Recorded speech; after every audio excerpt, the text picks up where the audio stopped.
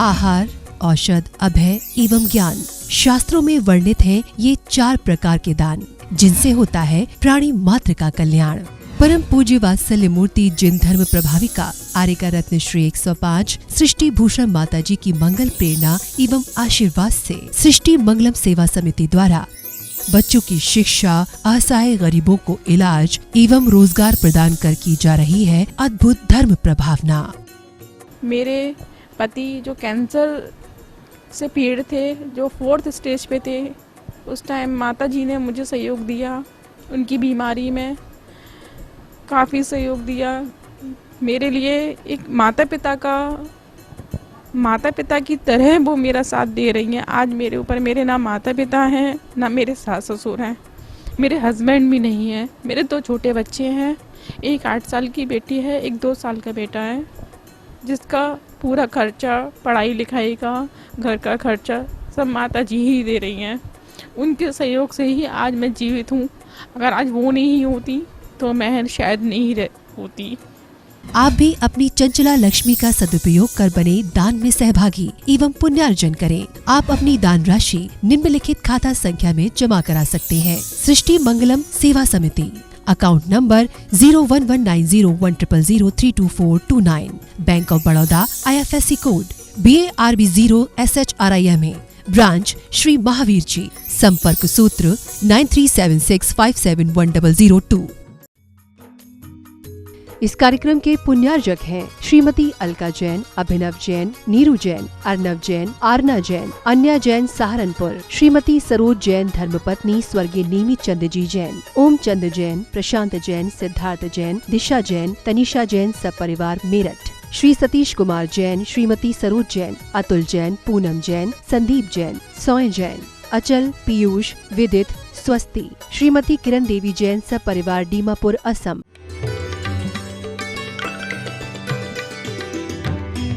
जो पर पीड़ा को अपना करने इन कनीर बनते हैं, कुछ हैं जो द्रौपदी के बदन का चीर बनते हैं। जहाँ को जीत करके तुम सिकंदर बन तो जाओगे, जहाँ को जीत करके तुम सिकंदर बन तो जाओगे। जो खुद को जीत लेते हैं वही महावीर बनते हैं, जो खुद को जीत लेते हैं वही महावीर बनते हैं। आज दुनिया में हमने बहुत तरक्की की है, विकास के नाम पर विनाश किया है। हमारे अहिंसा की बाहुलता थी, हमारी अहिंसा जड़ में थी, अब हमारी अहिंसा जुबान पर रह गई। हमारा सत्य और कहना चाहिए अहिंसा हमारा जीवन का नारा था, नारा नहीं तो हमारा प्राण भी था। इस सत्य वचन के लिए कितने लोगों ने अपनी जानों की बलिदान दे दिया, लेकिन आज सत्य बाजार में बिल्कुल असत्य बनकर बैठा हुआ, क्योंकि आज असत्य का बोलबाला है, सत्य तो चुपचाप बैठा हुआ है। समझदारों का शोषण होता है, बुद्धिमानों की कोई इज्जत नहीं है, और जितने व्यभिचारी लोग हैं उनकी बहुत इज्जत है। एक बार एक जगह मुनिराज बैठे हुए थे और वहाँ बहुत बड़े बड़े श्रावक, जिनके बड़े बड़े आलीशान महल थे, बंगले थे, बड़ी बड़ी कोठियाँ थीं, और बड़ी बड़ी बग्गी और रथ में बैठ बैठ कर सब आ रहे थे। और ये उधर से एक गरीब आदमी जो कि मछुआरा था, नदी का रास्ता उसी जंगल से होकर जाता था, तो कहते हैं वहाँ आया और उसने देखा कि यहाँ इतने बड़े बड़े लोग, हजारों लोग बैठे हुए हैं, सब हाथ जोड़कर बैठे हुए हैं। क्या बात है, जरूर हो सकता है कि कोई महापुरुष होंगे। वो बेचारा जानता नहीं था, लेकिन बैठा रहा दूर, क्योंकि अमीरों के बीच में गरीबों की जाने की हिम्मत नहीं होती है, और चला जाए तो अमीर लोग इतने कहते पत्थर दिल हो जाते हैं कि उसके साथ अच्छा बर्ताव नहीं करते हैं। वो भी बेचारा बैठा रहा, और बैठने के बाद जब सब लोग चले गए तब उसने कहा आप सबको क्या दे रहे थे? उन्होंने कहा हम दे नहीं रहे थे, सब ले रहे थे। ध्यान रखना, आप लेने की परिभाषा ही जानते हो, देने की तो जानते ही नहीं हो। आदमी कुएं में गिर गया, एक आदमी, सब लोग कह रहे थे अपना हाथ दे, अपना हाथ दे, उसने दिया नहीं और वो तड़प रहा था बचाओ बचाओ। एक आदमी उसका मिजाज जानता था, उसने कहा ले मेरा हाथ ले, और हाथ लिया और पकड़ के ऊपर आ गया। तो लोगों ने पूछा हम इतनी देर से कह रहे थे अपना हाथ दो, अपना हाथ दो, क्यों नहीं दे रहे थे? तो बोला मैं देने के नाम पर मर जाता लेकिन देता कुछ नहीं। इसने बोला ले, तो मैंने सोचा मरते मरते भी ले तो लूं, और हाथ लिया तो मैं ऊपर निकल आया। तो ऐसी हालत है, लोग देने की नहीं लेने की परिभाषा जानते हैं। महाराज जी ने कहा कि सब लोग ले रहे थे। कहने लगे क्या ले रहे थे? बोले नियम ले रहे थे। तो कहने लगे मैं भी ले सकता हूँ। उन्होंने कहा ले लो। उन्होंने कहा क्या लेना है? कहने लगे कि तुम अहिंसा का नियम ले लो, जीवों को मत मारना। उसने कहा हमारा तो जीवों को मारना तो हमारा आजीविका है, हमारा पेशा है, हम उसके बिना क्या खाएंगे, और वो हम नहीं छोड़ सकते हैं। लेकिन साधु जानते हैं कि उत्थान के लिए किसी को भी जरा सा रास्ता मिलना चाहिए, कोई ना कोई उपाय बता देते हैं। हमारे मुनिराज इतने दयालु होते हैं कि वो भव्यों को कोई ना कोई रास्ता खोल देते हैं। उन्होंने कहा कम से कम ऐसा तो कर सकते हो कि जो पहली बार आए उसको छोड़ देना, उसको तुम जीवन दान दे देना। उसने कहा पहली बार आएगा तो छोड़ दूंगा, फिर तो ले सकता हूँ। उन्होंने कहा वो तुम्हारा व्यापार, में ये नहीं कहूँगा कि तुम मारो किसी को, लेकिन तुम जानो, लेकिन पहले बार को तुम जीवन दान देना, पहले बार जो जीव आ जाए उसे जीवन दान देना।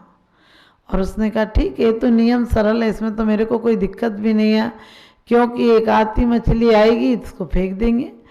और एक बार मछली आई, एक सबसे पहली बार जो मछली आई उसने अपने कपड़े का, अपनी लुंगी का टुकड़ा फाड़ा और उस पर बांध दिया पहचान के लिए हल्का सा कि निशान रहे। और वो 2-3 बार वही आई। अब उसने सोचा इस किनारे पर हूँ तो यही आ रही है, जाता हूँ दूसरे किनारे पर, नदी के दूसरे किनारे पर गया और अपना जाल डाला, लेकिन वही मछली आई। क्योंकि आपकी प्रतिज्ञा आपके साथ परीक्षा लेती है। आप नियम लो और उसके संघर्ष आपको तुरंत आ जाएंगे। आप नियम लोगे और तुरंत आपके सामने प्रतिज्ञा की चुनौती आ जाएगी कि आप पाल पाते हैं या नहीं पाल पाते हैं। आप देखना, आप रात्रि भोजन छोड़ दो, रात्रि का पानी छोड़ दो, तुरंत आपको ऐसी समस्याएं लगती कि पीना पड़ेगा। लेकिन आपने उस पर यदि विजय प्राप्त कर ली तो आप ठीक हो जाओगे, आपका जीवन उत्थान की तरफ चला जाएगा। तो उसने भी दूसरी तरफ गया और जाल डाला कि इस तरफ तो अब तो मछलियाँ लेकर जाऊंगा। और कहते हैं कि जैसे ही जाल डाला तो वही मछली आई, एक ही मछली आई और करीब 5 बार आई, लेकिन वो हार मानकर सब उस मछली को छोड़ाया और उस दिन कोई मछली नहीं आई। और कहते हैं कि जब घर आया तो पत्नी ने कहा कुछ लाए कि नहीं? उसने कहा आज ऐसा ऐसा हो गया। पत्नी ने गुस्से में धक्के देकर कहा तुम जाओ बाहर, कुछ नहीं लेकर आए तो चूल्हा क्या जलेगा, क्या खाओगे, क्या बेच के आए हो, कुछ पैसे भी नहीं लाए, कुछ नहीं लाए, क्या होगा। और कहते सर्दी की रात थी, वो बाहर बैठा हुआ था और एक सांप आया और उससे काट गया। और थोड़ी देर बाद पत्नी उसे देखने गई कि ठंडी की रात है, क्या हो रहा होगा, देख के लाती हूँ, बुला के लाती हूँ। तब तक पति मर चुका था और हरा नीला पड़ गया, सांप का जहर चढ़ गया था। पत्नी समझ जाती है कि इन्हें किसी जहरीले जानवर ने काट लिया। अचानक उसे सांप बिल में जाता हुआ दिखता है और सोचती है इसी ने काटा है, और अपना हाथ भी उस हाथ बिल में दे देती है कि मैं भी मरूंगी, अब इनके बिना क्या करूंगी, मेरी गलती से मरे हैं, मैं इनके साथ मरूंगी। और जैसे ही सांप के बिल में हाथ दिया, सांप ने उससे भी काट लिया और दोनों मर जाते हैं।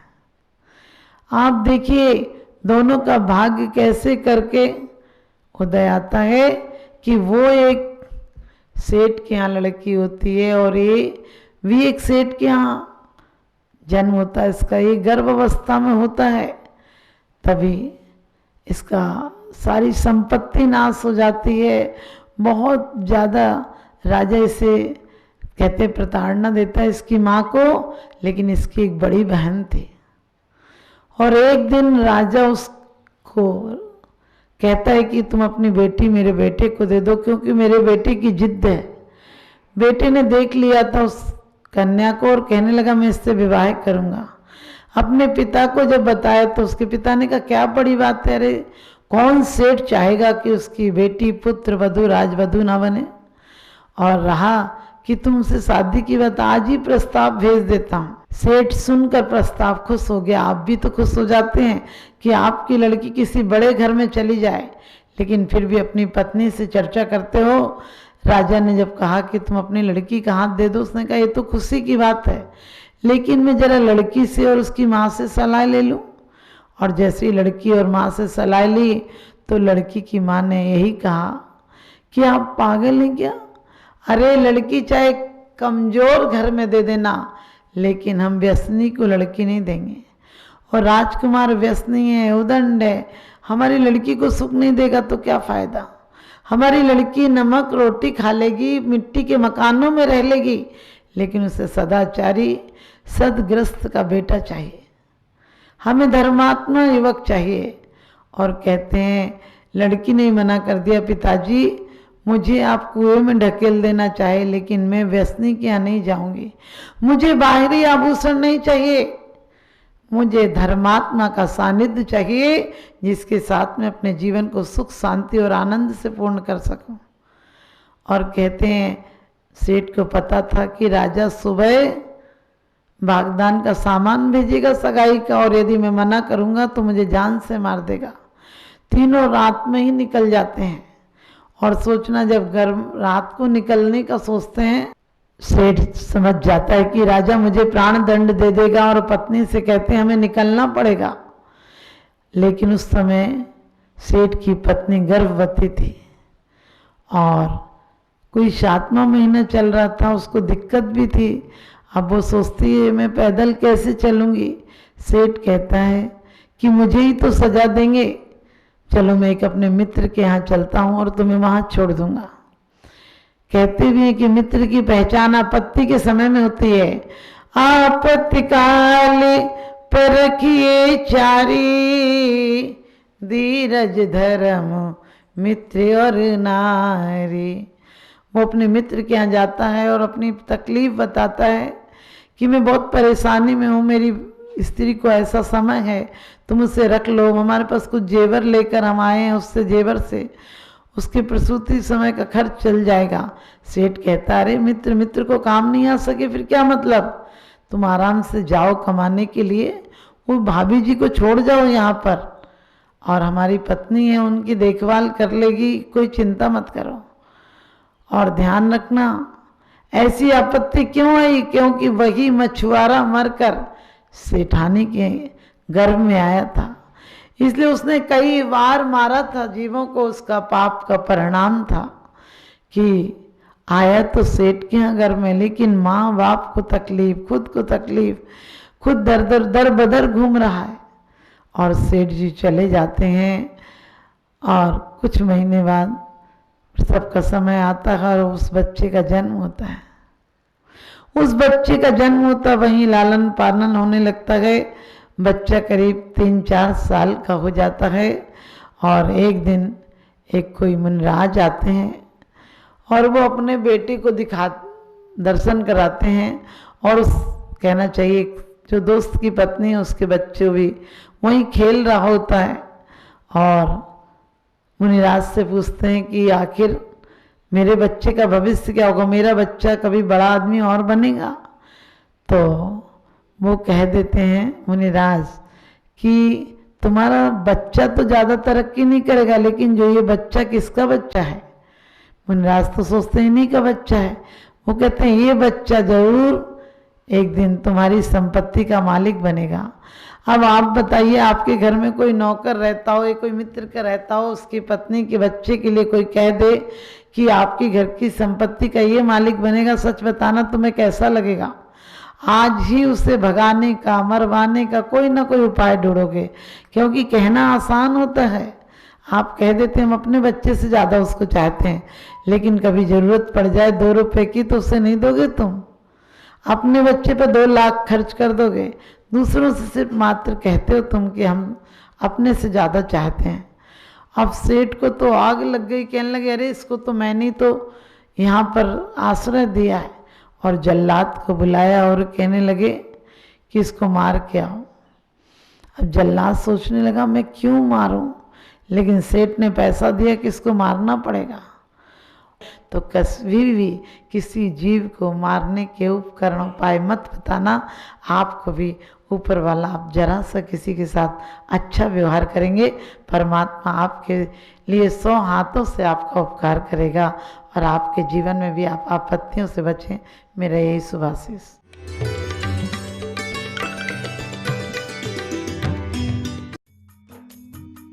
इस कार्यक्रम के पुण्यार्जक थे श्री देवेंद्र जैन, श्रीमती उषा जैन गुरुग्राम, श्री सुभाष चंद्र जैन धर्मपत्नी उमा रानी जैन सहारनपुर, दिनेश चंद्र जैन मीनाक्षी जैन भावनगर, भरतेश जैन मालिनी जैन कोलकाता, पराग जैन प्रीति जैन मुंबई, पंकज जैन निधि जैन सहारनपुर, पुत्र पुण्य जैन सम्यक जैन, पूज्य जैन संभव जैन, देवांश जैन, पवित्र जैन, बोधि जैन, श्रीमती राजबाला जैन, श्री सुनील, स्वर्गीय छाया जैन, स्वर्गीय आरती जैन, स्वर्गीय राहुल जैन, श्री देवांशी जैन, मास्टर सिद्धांत जैन दिल्ली, श्री पवन कुमार जी जैन बल्लभगढ़ जिला फरीदाबाद।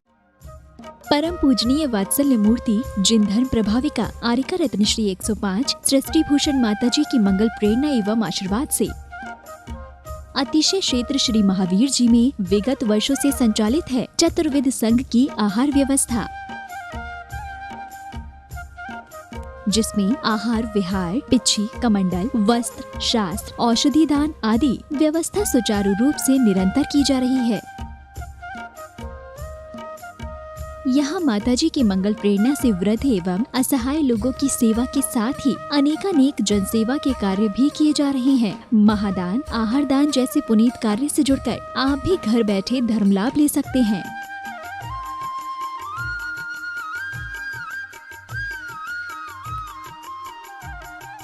शिरोमणि संरक्षक 2,11,000, संरक्षक 1,11,000, अति विशिष्ट सदस्य 71,000, विशिष्ट सदस्य 51,000, सदस्यता 31,000, सामान्य सदस्यता 2 वर्ष 21,000, सामान्य सदस्यता 1 वर्ष 11,000, एक दिवसीय आहार व्यवस्था 2100। संपर्क सूत्र 9376571002। आप अपनी दान राशि निम्नलिखित खाता संख्या में जमा करा सकते हैं। Bank of Baroda Shri Adi Srishti Mangalam, account number 01190100027 IFSC code BARB 0SHRIMA, branch Shri Mahavir ji Srishti Mangalam Seva Samiti, account number 01190100032 bank of Baroda, IFSC code BARB 0SHRIMA, branch Shri Mahavir ji. आपके द्वारा दिया गया दान 80G एवं 12A के अंतर्गत कर मुक्त रहेगा।